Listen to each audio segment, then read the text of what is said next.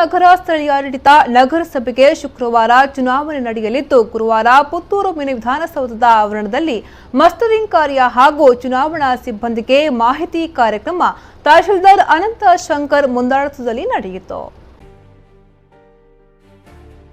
ಪುತ್ತೂರು ನಗರಸಭೆಯಲ್ಲಿ ಒಟ್ಟು 77 ಅಭ್ಯರ್ಥಿಗಳು ಅಂತಿಮ ಕಣದಲ್ಲಿದ್ದು, ಬಿಜೆಪಿಯಿಂದ 31, ಕಾಂಗ್ರೆಸ್ನಿಂದ 31, ಜೆಡಿಎಸ್ನಿಂದ 9, ಎಸ್ಡಿಪಿಐನಿಂದ 3, ಬಿಎಸ್ಪಿಯಿಂದ 1, ಪಕ್ಷೇತರರು 2 ಅಂತಿಮ ಸ್ಪರ್ಧಾ ಕಣದಲ್ಲಿದ್ದಾರೆ.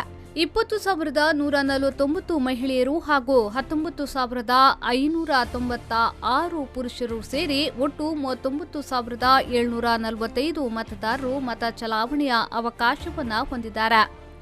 ಚುನಾವಣೆಯ ಹಿನ್ನೆಲೆಯಲ್ಲಿ 31 ವಾರ್ಡ್ಗಳಿಗೆ 41 ಬೂತ್ಗಳನ್ನು ರಚನೆ ಮಾಡಲಾಗಿದೆ. 10 ವಾರ್ಡ್ಗಳಲ್ಲಿ ತಲಾ 2 ಮತಗಟ್ಟೆಗಳಿದ್ರೆ ಉಳಿದ 21 ವಾರ್ಡ್ಗಳಲ್ಲಿ 21 ಮತಗಟ್ಟೆಗಳು ಕಾರ್ಯನಿರ್ವಹಿಸಲಿವೆ. ಪಾರದರ್ಶಕ ಹಾಗೂ ಶಾಂತಿಯುತ ಮತದಾನದ ನಿಟ್ಟಿನಲ್ಲಿ 27 ಸೂಕ್ಷ್ಮ ಮತಗಟ್ಟೆಗಳನ್ನು ಹಾಗೂ 14 ಸಾಮಾನ್ಯ ಮತಗಟ್ಟೆಯನ್ನು ಗುರುತಿಸಲಾಗಿದೆ. ಒಟ್ಟು ನಗರಸಭಾ ವ್ಯಾಪ್ತಿಯಲ್ಲಿ ಚುನಾವಣೆಗೆ ಸಂಬಂಧಪಟ್ಟಂತೆ ಒಟ್ಟು 275 ಚುನಾವಣಾ ಸಿಬ್ಬಂದಿ ಕಾರ್ಯನಿರ್ವಹಿಸಲಿದ್ದಾರೆ. ಇದರಲ್ಲಿ 41 ಮಂದಿ ಪೊಲೀಸ್ ಸಿಬ್ಬಂದಿ ಇರಲಿದ್ದಾರೆ. 3 ಮಂದಿ ಸೆಕ್ಟರ್ ಆಫೀಸರ್ಗಳನ್ನು ನೇಮಕ ಮಾಡಲಾಗಿದೆ. ಒಂದು ಬೂತ್ನಲ್ಲಿ ಓರ್ವ ಅಧಿಕಾರಿ, 3 ಮಂದಿ ಸಹಾಯಕ ಅಧಿಕಾರಿಗಳು, ಓರ್ವ ಪಿಯೋನ್ ಹಾಗೂ ಪೊಲೀಸ್ ಸಿಬ್ಬಂದಿ ಕಾರ್ಯನಿರ್ವಹಿಸಲಿದ್ದಾರೆ. ಅದು ಅಧ್ಯಕ್ಷಾಧಿಕಾರಿ, ಇನ್ನೊಬ್ಬ APR ಅಥವಾ ಅದನ್ನ ಫಸ್ಟ್ ಪೋಲಿಂಗ್ ಮಾಡಿರ್ತೀವಿ, ಸೆಕೆಂಡ್, ಫೋರ್ತ್, ಒಟ್ಟು 4 ಜನರು, ಇನ್ನೊಬ್ಬ ಪಿಯೋನ್ ಸೇರಿ 5.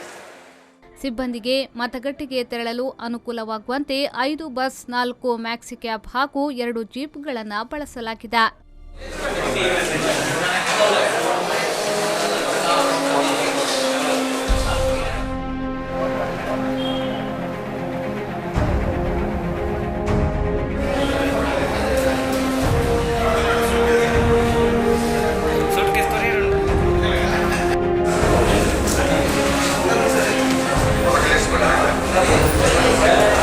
ಇನ್ನು ಶಾಂತಿಯುತ ಮತದಾನಕ್ಕೆ ಸಹಕರಿಸಿ ಎಂದು ಪುತ್ತೂರು ಸಹಾಯಕ commissioner HK Krishnamurthy ವಿನಂತಿಸಿಕೊಂಡಿದ್ದಾರೆ.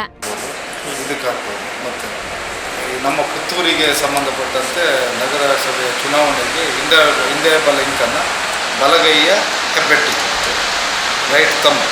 Anish Kumar, V4 News 24/7 Puttur.